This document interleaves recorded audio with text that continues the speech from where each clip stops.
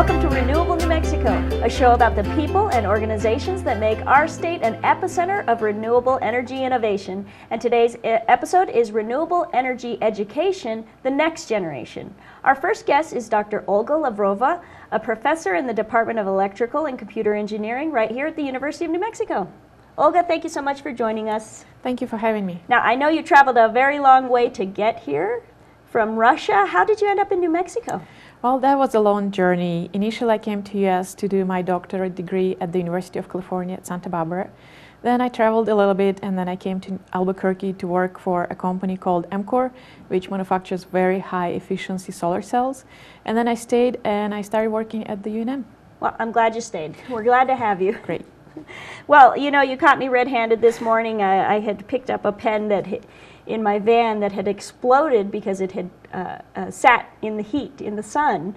And I think we all have experiences, near misses with That's solar called energy. solar thermal power. I got solar thermalized this morning, and so the joke's on me. But did you have an experience with solar energy that kind of brought your interest to the field? Well, of course, the very first experience we all have as children with solar power is to use a magnifying glass to fry an insect. So that was the beginning. Yeah, a bit cliche with the solar experience, but it's really the first thing that sparks our interest, the magic of the sun power. So we got a chance to talk about some of the really exciting projects that you're working on. Can you brush on them, and then we'll go into detail on those? Being a professor at the university, I have a privilege of working on a variety of research projects. Some of them start from very small scale, such as nanoscale, and go all the way to large scale, such as megawatt and megascale. So on a small scale, we're working on some of the materials that are very small, nanoscale, but they're used to improve solar cells and to improve their performance, to improve their lifetime, and all the way on the large scale, we are working on a smart grid projects with our utility partner, PNM.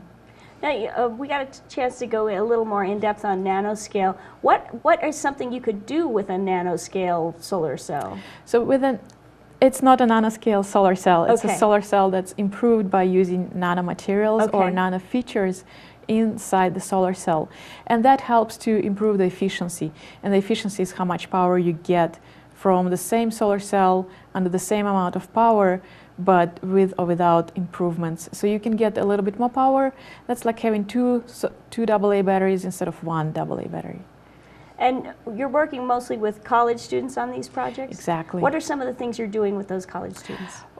Since they're college students, they have to learn a lot. So they have to learn a lot of background fundamentals, starting from electromagnetic fields, all the way to the equations that describe all the above, and all the way to how to apply those equations to design a new solar cell, and then all the way even further how to design even better solar panel, how to utilize it even better in the utility or on our house. So that takes us to the Solar Decathlon project, which the University of New Mexico will be participating in this year. Mm-hmm. Can you tell the audience about, if someone that doesn't know anything about the Solar Decathlon, what the mission is and how you guys are going to be participating?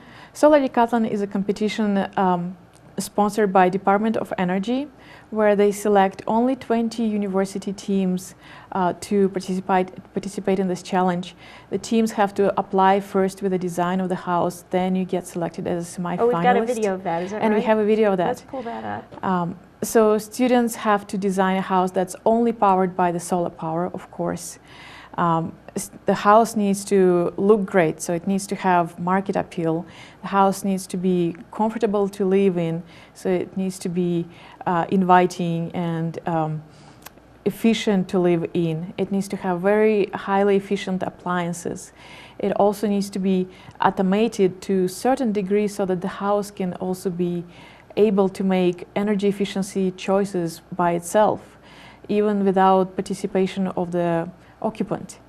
And these are all of the things that students have to design by themselves and then build it at the site of a competition which will be in California. What a perfect opportunity for these students to get their hands on. One thing I'm getting from the video, from watching the video, is that the aesthetics of the house and the other resulting houses from the Solar Decathlon, they're always so impressive. They're beautiful homes, and it really shows you don't have to live in a hobbit hole to be solar sensitive. You don't have to sacrifice your living conditions to become energy efficient and sustainable. Mm-hmm. And one thing I liked about the Solar Decathlon is that they actually put meters and things in the house and test it over a period. So they're not only doing subjective things like marketing and appeal, but also quantifiable data to prove which house is sustaining or using the sunlight most effectively. Exactly. Yeah. So to prove that, each team will have to demonstrate that they are consuming less or equal amount of energy that they are producing by their own solar panel array on the house. So all of this will be recorded almost on an hourly basis by the judges. All of the energy consumption will be compared. The lowest energy consuming house will be identified. On top of that, we also need to show that our appliances are very efficient at using that energy. So we have to perform certain contests, such as perform dishwashing contest, perform clothes washing contest, perform hot water contest. So we need to show that our water will be no colder than what we are used to, that we can wash dishes as usual without sacrificing. We also need to show that we can cook with the same amount of energy as usual. So all of these contests will be very accurately recorded, and the winner will be identified. And the work that you're doing with the students on really taking these formulas that you're teaching them in the class and expecting them to learn and applying it to real life situations, that sounds like a theme with you and some of the other projects that you're working on. Could you tell us about, you mentioned a roof project for UNM? Yes, to warm up for the Solar Decathlon House project, our students had to design a photovoltaic system, a solar system for our own department roof, and I brought a picture of that.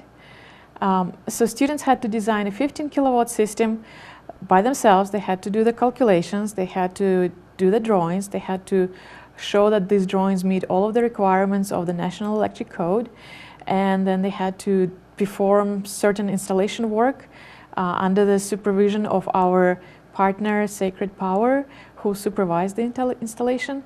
And as you saw the picture, in the picture, that turned out great. And they can actually track the results of that and see how it's benefiting the university. Yes, and actually even more, that project will be one of the projects that will lead to UNM being the smart campus. And again, the smart campus will be able to make energy efficient decisions by themselves by using the information that is coming from this solar system on our roof. And are you applying some of those same lessons to the solar car project that you're working on? Yes. Very parallel? How does the solar car competition differ from these other hands-on workshops that you're working on? Solar car competition differ in a way that it is mostly engineering competition. So there is a little bit of less aesthetics taken into account. But at the same time, the cars do end up looking very futuristic and looking really super cool. The solar cars have to be powered again by only solar cells. We are allowed a little bit of storage, which is batteries, so that the car doesn't stop every time it passes under the bridge or the cloud comes over. And the students have to participate in another competition. They have to drive cross-country in the solar cars. You say have to, you know they love it. They love it. And again, it's a competition for universities. So there are universities such as MIT, UC Berkeley, and us, and University of Texas. So we are competing against very strong engineering schools, which is great for our students. Yeah, that just sounds like fun. It's fun, but it's also a lot of work. Well, I'm a real gadget person. How far off do you see these technologies being implemented in real-life cars? Actually, not very far at all. There are some car manufacturers already that are installing solar panels on the roofs. For example, Toyota came out with a small solar panel on the Prius. And there is another manufacturer called Fisker, Karma. They already have solar cells in the roof as well. So technologically, we are already there. Economically wise, it's a little bit out of our reach. But maybe within 5 to 10 years, we'll be able to drive those. That. Yes, great. I'll look forward to that. So why do you think that you wanted to talk about the PNM Prosperity Project? I have no information on that. Can you tell me about that? Okay, this project is our demonstration project of a smart grid. So I already mentioned several smarts. I mentioned smart house, smart campus.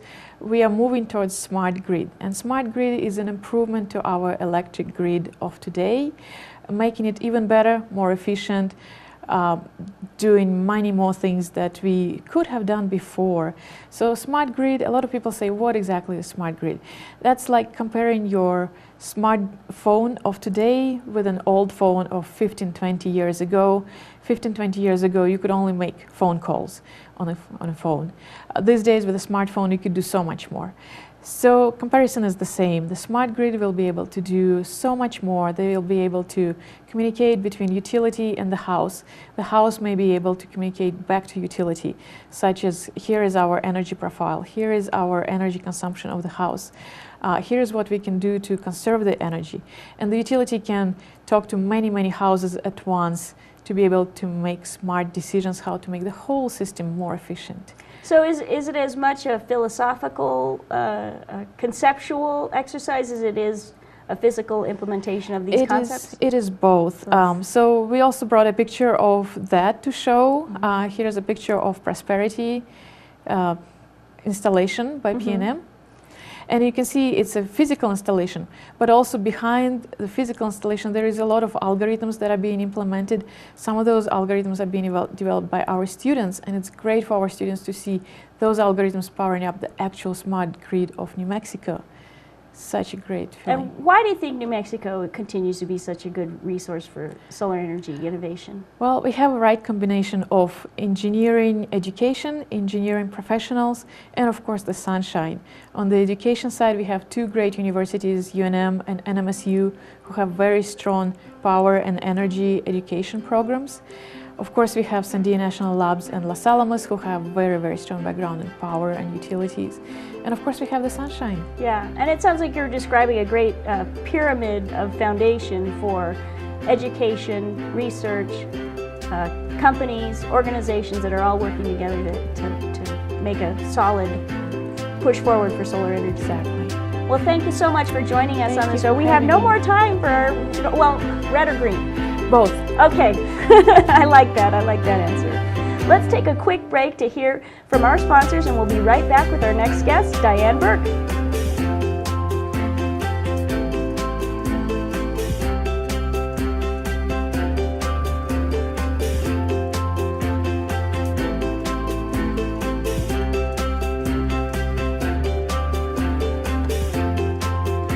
Welcome to Renewable New Mexico, a program about the people and companies that make our state an epicenter for renewable energy innovation. My name is Sean Wells and I'm your host. And today's topic is training for renewable jobs, and to help us discuss it is our first guest, Diane Burke. She's the Dean of the Workforce and Economic Development at Central New Mexico Community College. Thank you, Diane, for joining us today. Thank you for inviting me. I want to know, we usually ask people how they got here, but I'm interested, did you have an interest in renewable energy before your position with CNN?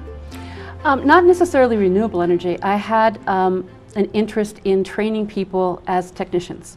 And so that was a broader spectrum, and this is just a more focused part of it. But it really fits into what you're... It very much fits into. And you found a way to integrate that with this whole thoughtful, sustainable idea. CNM has established a series of centers, what they refer to as centers for excellence, for workforce job training. Can you tell us about those? Yes, they're actually established by the state. There's 4 of them. CNM has 1. We have the Solar Center of Excellence, which is photovoltaic and also solar thermal heating. Santa Fe has 2. They have 1 in green build and energy efficiency, and then they also have 1 in biofuels. And then Mesa Lands out in Tucumcari has 1 in wind, a Solar Center of Excellence in wind. Now, what's the profile of someone that would attend one of these? Most of the people that we're working with are adults, because it's workforce training. We're doing really a mix of students. There's some people that are already electricians and want to upgrade their skills to be more competitive in the workplace. We've had some companies, solar companies, send their workforce to us kind of as a team in order to get some training. And then we've had people who are unemployed and really looking to have a career in a growth industry. It must be a really positive environment because you're giving these people just a great opportunity. It is a very positive experience, and it's also because of the grant, it's free for this year. So a lot of them that may not have had the opportunity, especially if you're unemployed, to afford training are really excited about having this chance. That's incredible. What would a trainee do? What would a typical experience be? There's, I guess, about 3 components to the training, depending on where you start. If you're new to photovoltaic or solar thermal, you'll have to take an OSHA safety class first and get your OSHA card. And can you tell us what OSHA is for those that aren't familiar? It's occupational safety and health. And so there's a lot of rules around. So it's a foundation of safety it's a foundation that of everybody safety. gets. Exactly. And then the second part, if you are not someone who's already been in the industry, would be basic electricity. And then the third part would be photovoltaic installation and design.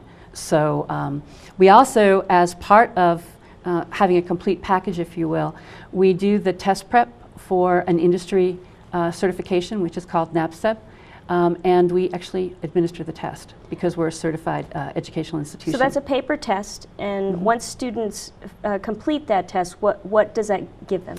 NMSEA stands for North American Board of Certified Energy Practitioners. And so it gives them a credential in the industry that they can use when they go for a job that will demonstrate the level of skill and knowledge that they have. So if they were an electrician who wasn't earlier able to offer photovoltaic services, they can now offer those, market those, and add that credential. That's correct. To their marketing to hopefully win those jobs? Right, and the same is true of the OSHA. Most employers want their workforce to have a safety card. So these are things that belong to the student that they can take out when they're looking for jobs. That's great. And what kind of response are you seeing from the students that are attending and completing these programs? It's very enthusiastic. I mean, most of the people that go into renewable energy and solar are passionate about that as a career. We find that they we had a big information session and we had 150 people show up. They're excited about the training they're getting. They like that they can do the whole thing from the basics all the way to the exam in one place. So it's been a very warm reception. It really is a complete package that you're offering. Yes, it is. What is your personal favorite offering that you have in the CNM workforce program right now? I like the photovoltaic. I think that being a state that has sun, we're probably one of the states that has the most sun in the country.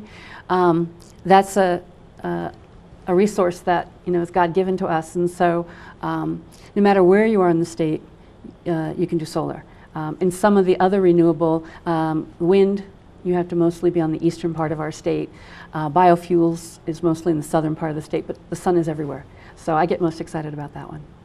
That's great. Are you working personally with the students, or are you working more on the paper side of stuff? The administration side. Yeah. Yeah. We have instructors who are certified as electricians or as electrical engineers that do and they'll get training. some sort of counseling to assist them through the program? We do have 2 people that advise and do the intake interviews and then stay with the students through the whole process.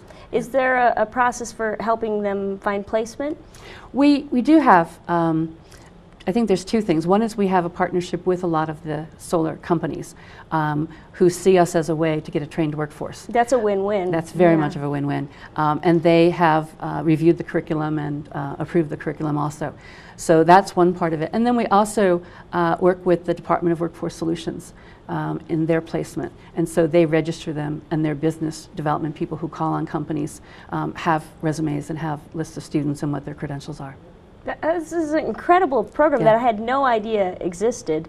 What would you like people to know about the program? There's so many aspects, obviously, but we're here to get the word out. What do you want to leave them with? I think there's 2 things. One is I want people to know that all 4 centers of excellence were being offered before.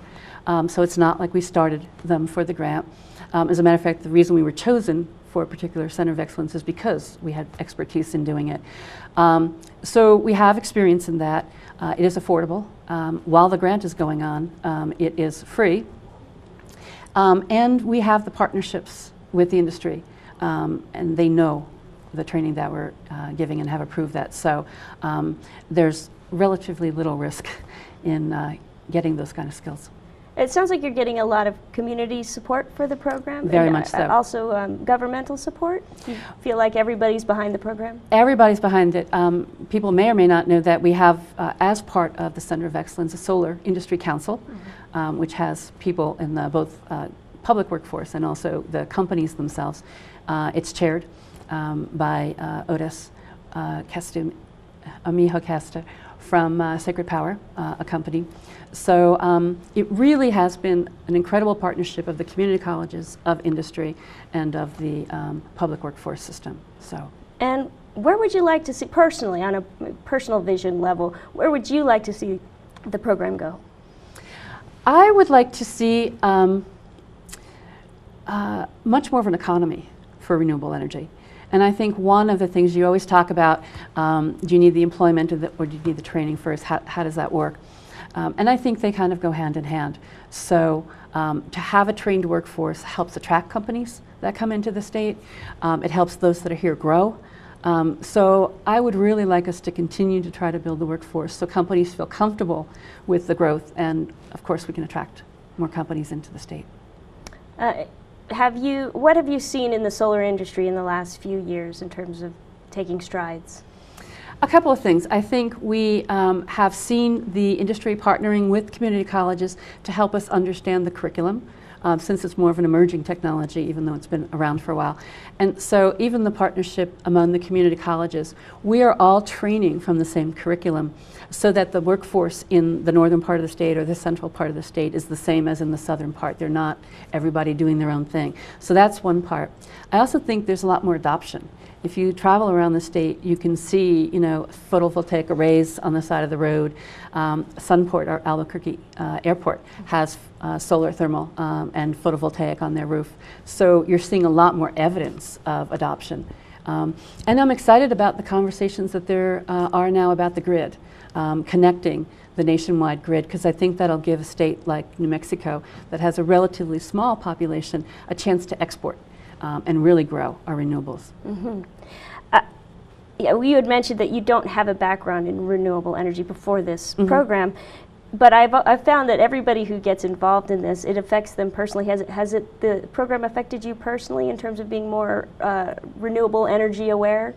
I'm much more aware. I'm at the point of considering my own home in terms of renewable energy. I also think that we're expanding it, so even our students that are taking photovoltaic are learning more about energy efficiency, are learning more about green builds. So we've got people here that are interested in hearing more about the program. Where could they go to find more information? They can go to the CNM website, Central New Mexico Community College website, and under the Workforce Training Center and under programs, they'll find information on the website about the programs. What was the website name? It's cnm.edu. Okay, great. We'll have that posted for people. Great. Well, thank you so much for educating me and getting the word out here and for providing this incredible program. I hope we get some people taking advantage of it, and I wish I had more time to take advantage of it myself. Yeah, I'm excited about having the opportunity to let people know about this. Thank you. Yeah, thank you for bringing your energy to the program.